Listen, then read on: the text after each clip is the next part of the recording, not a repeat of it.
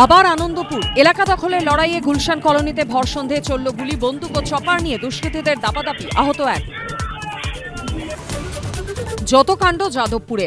এবার রাতে ক্যাম্পাসের পুকুর থেকে অচৈতন্য অবস্থায় উদ্ধার ইংরেজি বিভাগের তৃতীয় বর্ষের ছাত্রী, হাসপাতালে মৃত ঘোষণা।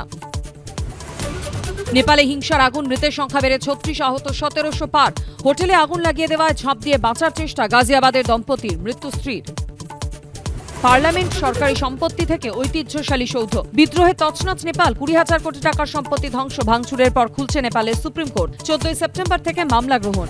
মন্ত্রী, আমলা, অ্যাটর্নি জেনারেল থেকে মেয়র, নেপালে অশান্তির আগুনে পুড়ে ছাই একের পর এক বাড়ি। কোনো আগুনের হলকা বের হচ্ছে, এখানে আগুনের তাপ ভালো রকম ভাবেই উপলব্ধি করা যাচ্ছে।